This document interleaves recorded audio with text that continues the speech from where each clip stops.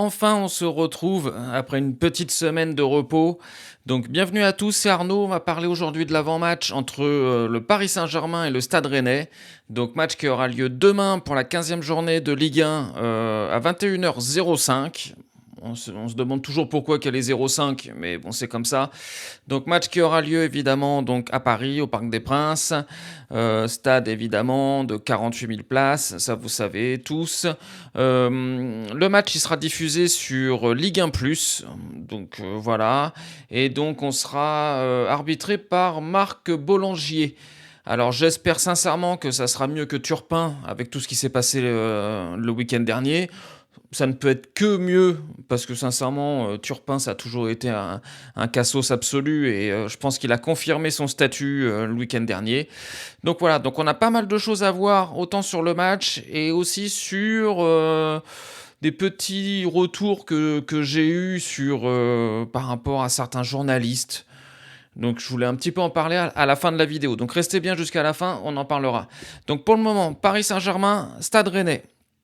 Donc, match évidemment très important suite à la défaite du Paris Saint-Germain la semaine dernière sur le terrain de l'AS Monaco, sur évidemment un match très litigieux qui aurait dû être totalement différent avec l'expulsion de Lamine à la 12e minute, donc ça aurait dû être totalement différent. Pas un gros match des deux côtés, match très très léger de la part du Paris Saint-Germain, match pas exceptionnel non plus de la part de Monaco, mais une grosse pression, gros pressing, donc ça on peut quand même leur reconnaître cette qualité-là, mais évidemment le match aurait dû être différent par rapport à ça. Si on regarde un petit peu la forme du moment des deux équipes, donc évidemment, moment un petit peu particulier, mais Paris est moins en forme que le Stade Rennais à l'heure d'aujourd'hui. Alors évidemment, je parle de toute compétition confondue. Sur les 5 derniers matchs, le Paris Saint-Germain reste sur 3 victoires, 2 défaites. Donc les défaites contre le Bayern de Munich en Ligue des Champions et la défaite sur le terrain de l'AS Monaco le week-end dernier. Et les victoires contre Lyon 3-2, contre Le Havre 3-0 et contre Tottenham 5-3. Donc voilà, donc évidemment ça prend en compte la Ligue des Champions, c'est pas que la Ligue 1. Pour le Stade Rennais, eux sont sur 4 victoires et un nul. Donc nul contre Toulouse, et depuis ils ont enchaîné victoire contre Strasbourg, Paris FC, l'AS Monaco et Metz. Donc évidemment, très belle période en ce moment du Stade Rennais, donc il faudra bien prendre la mesure. Le Paris Saint-Germain a pu se reposer une semaine. On sait que les joueurs ont eu 2 jours supplémentaires, ils ont repris l'entraînement que mercredi, parce qu'évidemment contre l'AS Monaco, on a clairement senti une baisse générale de l'équipe en termes de physique.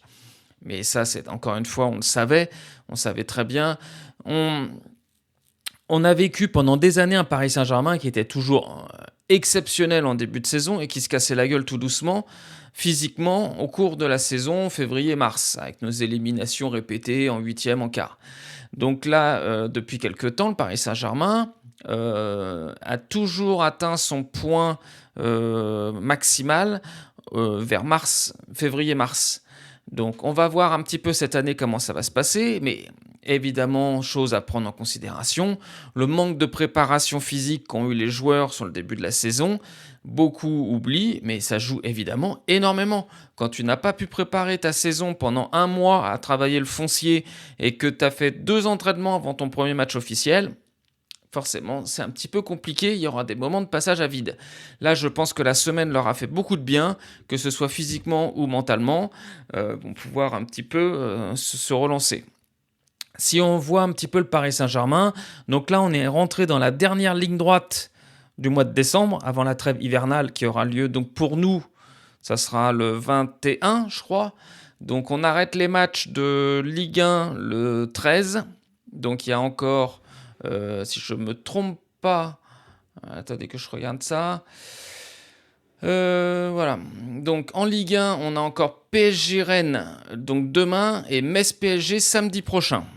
Et après, là, il nous restera encore d'autres matchs. On aura donc Bilbao mercredi 10, donc entre Rennes et Metz. Une fois le match de Metz fini, on a la finale de la Coupe intercontinentale qui aura lieu le 17 décembre. Je crois que c'est au Qatar, si je ne me trompe pas. J'ai un doute, mais je crois que c'est là-bas. Et on finira le samedi 20 en Coupe de France contre donc le Vendée Fontenay Foot, donc déplacement en Vendée. Je crois même que ça aura lieu à la Beaujoire, à Nantes. Donc voilà, donc Paris a encore officiellement 5 matchs avant de pouvoir se reposer un petit peu, ce qui va faire évidemment beaucoup de bien aux organismes. Chose aussi très importante, c'est qu'on a quand même des retours positifs. Douai a repris l'entraînement collectif hier. Il ne sera évidemment pas là pour Rennes, ça c'est complètement possible, mais c'est envisagé qu'il soit dans le groupe contre Bilbao. Donc très très bonne nouvelle parce que sincèrement notre attaque est quand même en grosse difficulté sans les titulaires. Donc voilà. Officiellement, donc Douai a repris l'entraînement hier. Hakimi a repris la course déjà hier également. Donc pas l'entraînement collectif, mais la course individuelle. Donc c'est déjà très bien. Il a plus son attel, il a plus tout ça. Donc c'est très très bien. Dembélé sera là, est dans le groupe. Nuno Mendes est pas encore à 100%, mais il est juste ménagé. Il a pas rechuté rien du tout. Il le ménage, je pense, pour le match contre Bilbao. Donc parce que évidemment le match contre Bilbao est très important parce que si on gagne, on est quasiment sûr d'être dans le top 8 et ça fera donc ça sera très bien. On aura fini l'année 2025 correctement. Donc au niveau on revient au match de demain. Donc au niveau de la forme, donc on a vu que Rennes était plutôt dans une phase ascendante. Ils ont connu un début de saison très difficile, mais reviennent très très bien. C'est comme on peut le voir au niveau du classement. Donc le Paris Saint-Germain aujourd'hui est deuxième de Ligue 1, à 1 point derrière Lens. Franchement, très très très beau travail de la part de Lens. Marseille est troisième, Lille est quatrième et Rennes est cinquième déjà. Donc, comme quoi, tout se joue très vite. Hein. Il suffit que tu aies une bonne phase de 4 matchs et tu reviens dans le top 5. Donc, c'est bien, c'est mérité parce que je pense que Rennes a un beau collectif, a une belle équipe sur le papier. Donc, je trouve ça très bien. Évidemment, il ne faudrait pas que ça soit trop bien non plus demain. Mais je pense sincèrement que Paris va faire un très bon match demain. J'en suis convaincu.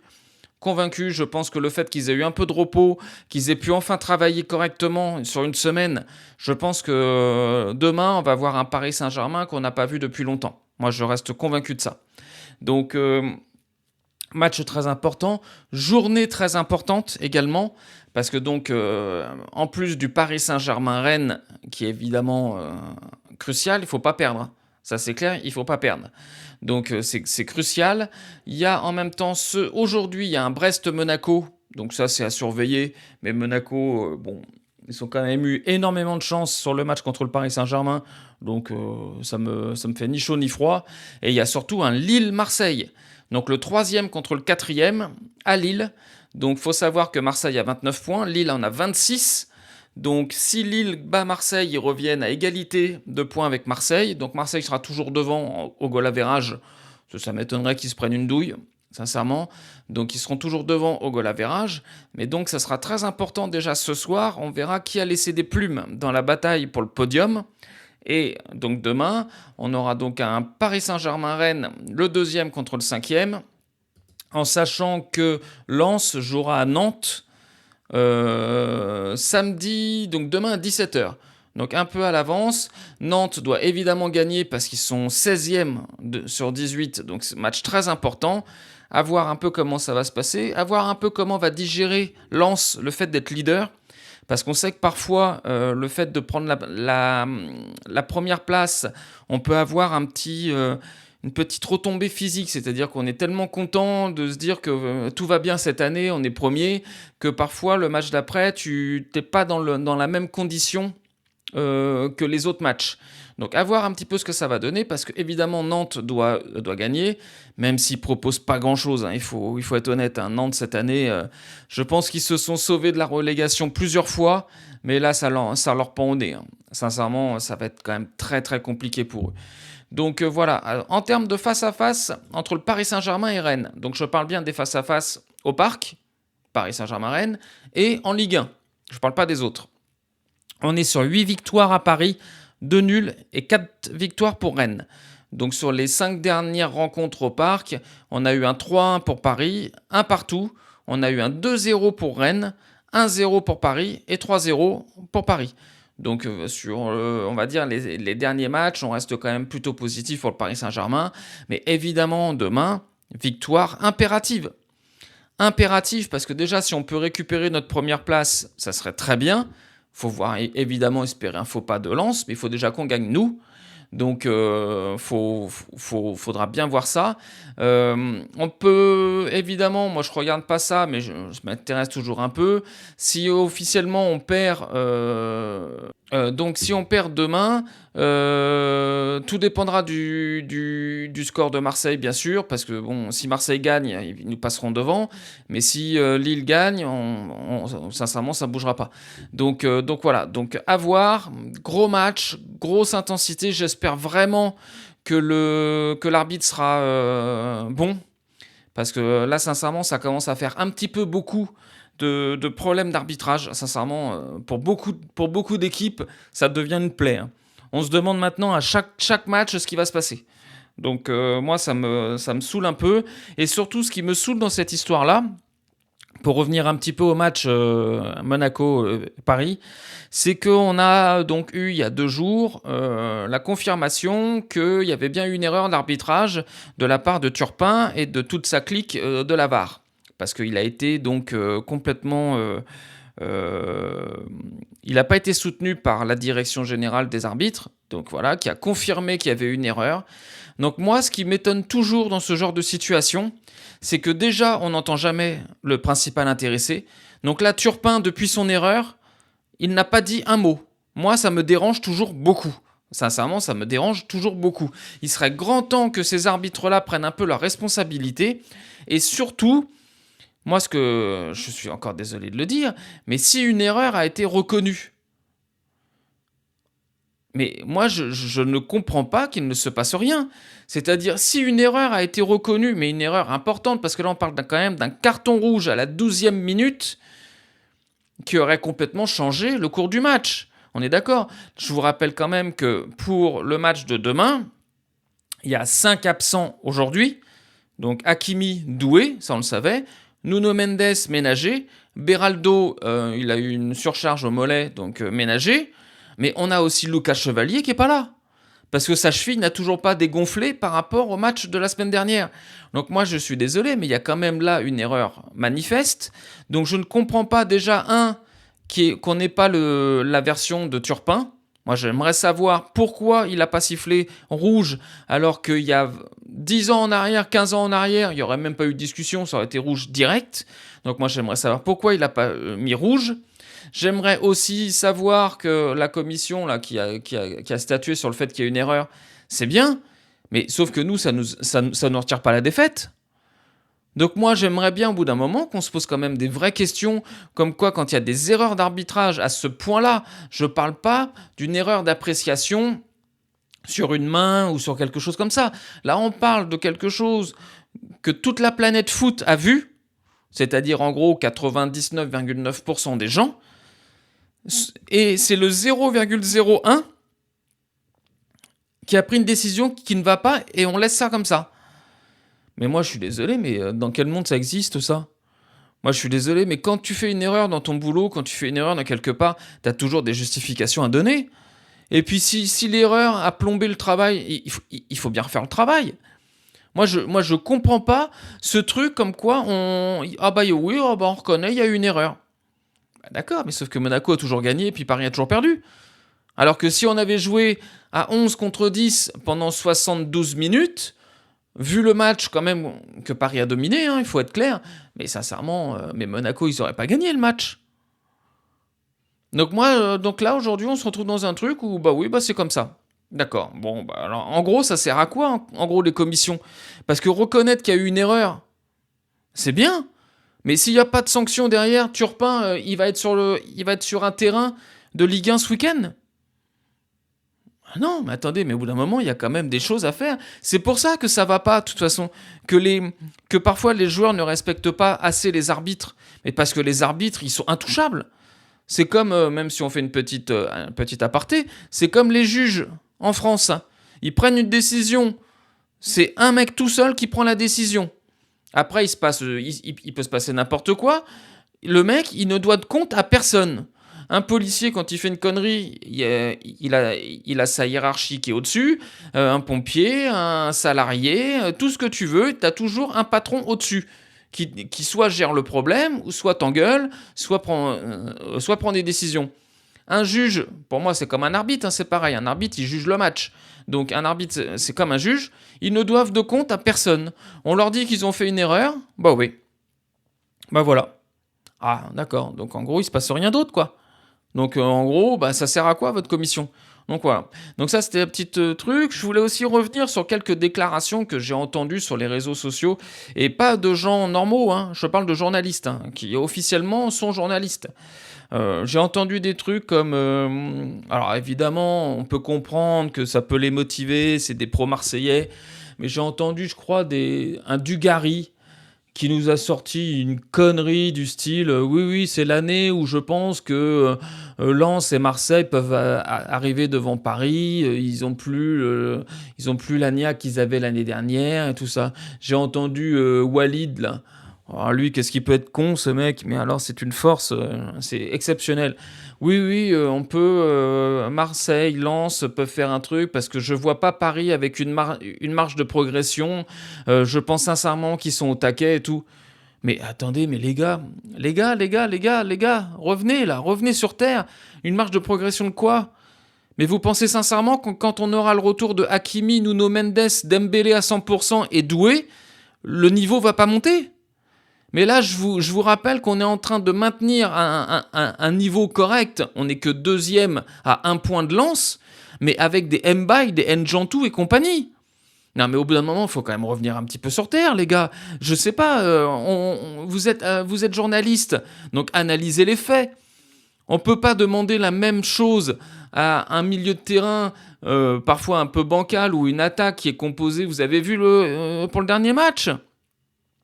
Ah, mais sincèrement, on avait du Mayoulou, Mbaye, et puis avec un Barcola qui est nul. Non, mais vous pensez sincèrement qu'avec ça, on est meilleur que ça va être pareil que quand on aura Gvara, Dembélé et puis Doué? Non, mais au bout d'un moment, les gars, mais il va falloir quand même arrêter d'être supporter et être journaliste. Il faut avoir moi, je vous dis mon avis. Aujourd'hui, on a fait plus que jeu égal avec l'équipe B du Paris Saint-Germain. C'est-à-dire qu'on tient tête à Lens et Marseille avec une équipe B sur le terrain qui n'a pas eu de préparation physique. Donc je ne sais pas si on se rend compte un peu du delta de différence de niveau entre ces équipes-là. On a perdu à Marseille, on sait très bien dans quelles circonstances. On s'était tapé 2 allers-retours à Marseille en 2 jours. Les joueurs, ils avaient pour la moitié, ils auraient voulu être au Ballon d'Or pour assister à leur cérémonie, parce que pour une fois qu'on avait un club qui était récompensé en tout, évidemment la Ligue 1 a voulu niquer tout ça, il n'y a pas de problème. Notre deuxième défaite, c'est sur une erreur d'arbitrage. Qui, encore une fois, la Ligue 1 a voulu niquer tout ça. Donc ils veulent nous faire croire qu'il y a un pseudo-suspense dans la Ligue 1 cette année. Mais vous êtes tarés, il n'y a pas de suspense du tout. Alors peut-être que Paris gagnera pas, on verra bien. Mais déjà, la deuxième saison, c'est jamais la même que la première partie de saison. Donc ça, il faut revenir un petit peu. Et là, moi, je vous dis qu'aujourd'hui, on a fait un début de saison exceptionnel au vu de la capacité physique de nos joueurs qui n'ont pas eu de préparation, je le répète, et par rapport aux compositions de l'équipe qui, je suis désolé, mais sur le papier, on était quand même très très loin de l'équipe de l'année dernière. Moi, je pose la question à tous ces mecs-là, les Walid, les Dugarry et tout. Là. Vous nous dites que Paris, cette année, c'est dans le dur. Mais ça, on le savait. Combien de matchs, je vous pose juste une question, combien de matchs Paris, cette saison, la début de saison, a fait avec l'équipe finaliste de la Ligue des Champions de l'année dernière? Voilà. Répondez juste à cette question-là, et je pense que vous aurez la réponse sur le fait que Paris soit pas aussi éblouissant que la saison dernière. Mais il faut quand même être stupide et carrément con pour dire que bah oui, Paris n'est pas aussi bon, n'est pas aussi superbe que la saison. Mais ça, on le sait. Mais tout le monde le savait. Luis Enrique le premier, il l'a dit. Il a dit que de toute façon, Paris, la deuxième saison sera toujours plus difficile que la première. Ça, c'est vrai. En plus, c'est une deuxième saison sans préparation physique. Vous pouvez dire tout ce que vous voulez, c'est hyper important. Donc on verra bien comment ça tourne. Et en plus, on a eu des blessés.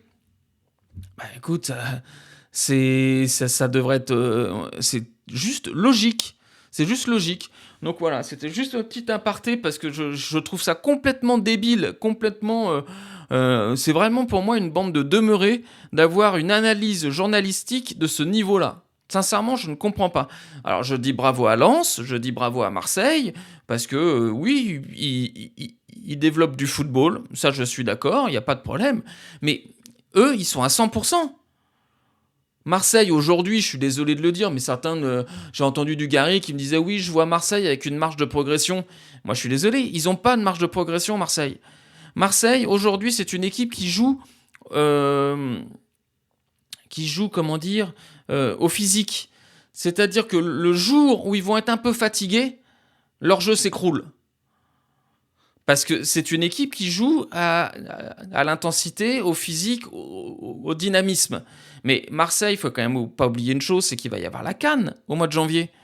Combien de joueurs de l'Olympique de Marseille seront pris par la CAN? Et vous pensez sincèrement qu'ils vont jouer de la même manière?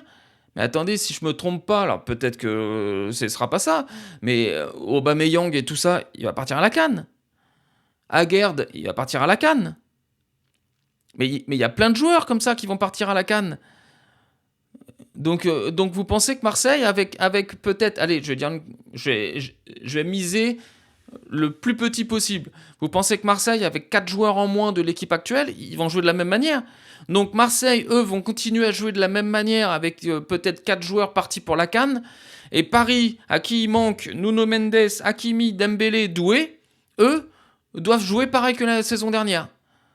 Ah non, les gars, c'est justement là où vous vous trompez. Lens peut être une équipe intéressante parce qu'évidemment, ils n'ont pas de Coupe d'Europe, si je ne me trompe pas. Donc, ils n'ont pas de Coupe d'Europe. Donc, évidemment, en jouant un match toutes les semaines, c'est plus facile pour eux pour regarder le truc. Il faut voir après comment ça va passer parce que on sait très bien qu'entre le début de saison et la deuxième partie de saison, il y a souvent un décalage terrible. On verra bien. Mais Marseille, là, ils vont jouer, ils vont perdre des joueurs importants pour la CAN. Ils vont sans doute se qualifier pour la Ligue des Champions. On verra ça, c'est peut-être. Mais si c'est peut-être, ça veut dire qu'ils vont jouer un tour supplémentaire au mois de janvier-février, en plein dans la CAN. Donc pour un peu qu'ils aient un tirage au sort de merde très difficile, bah, on verra bien ce que ça va donner. Hein. On verra bien ce que ça va donner. Surtout qu'en plus, si je ne me trompe pas, ils vont finir, je pense, dans la deuxième partie des 25. Donc ça veut dire match aller au stade Vélodrome, match retour chez les adversaires. À voir. Mais moi, sincèrement, je ne suis pas convaincu du tout de ce que peuvent dire tous ces gens-là. Et je trouve vraiment qu'ils ont une analyse qui est vraiment très bas de gamme, parce qu'aujourd'hui, on ne peut pas dire ça. Aujourd'hui, Paris, si on avait déjà eu notre effectif à 100%, on aurait... là, la Ligue 1, elle serait pliée déjà. Elle serait pliée. Alors oui, physiquement, parfois, on est dans le dur, hein, je ne dis pas. Mais quand tu vois les matchs de qualité qu'on a pu faire contre Tottenham, même contre le Bayern, parce que je suis désolé, le Bayern... les 3 défaites qu'on a cette année, le Bayern, Marseille, Monaco, je suis désolé, mais on était plus près de les gagner que de les perdre, ces matchs. Parce que le Bayern, je suis désolé, mais encore une fois, je le dis et je le répète, le Bayern, c'est surcoté de ouf. On l'a vu, contre Paris, ils ont eu énormément de mal à battre le Paris Saint-Germain bis. Parce que je vous rappelle quand même, vous irez voir la composition de l'équipe, on était quand même très loin de l'équipe type.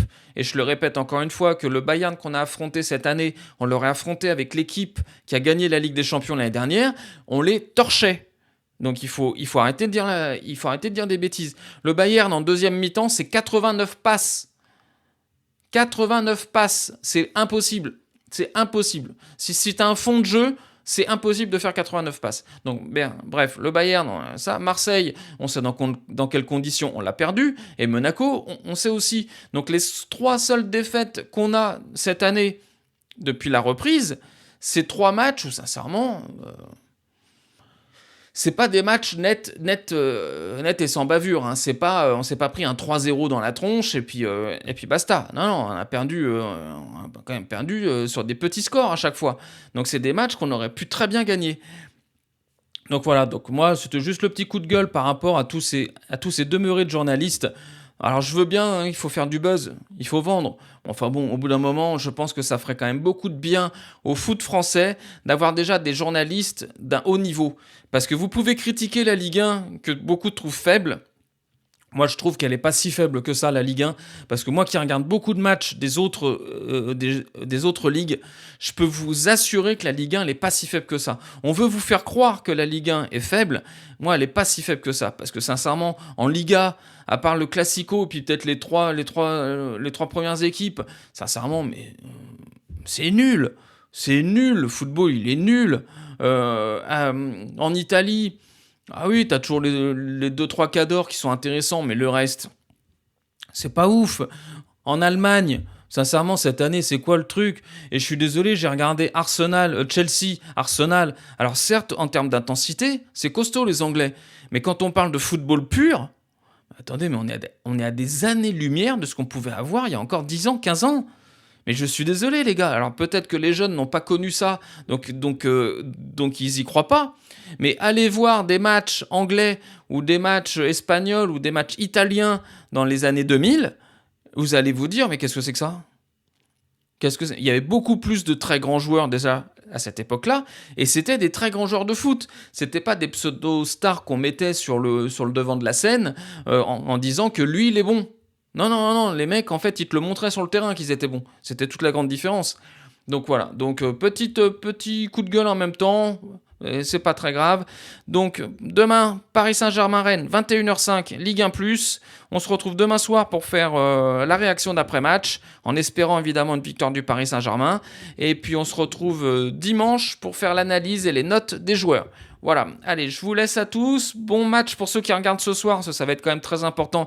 Il y a Monaco, Lille, Marseille qui jouent, donc très important pour nous. Et puis on se retrouve demain pour la suite. Ciao, ciao.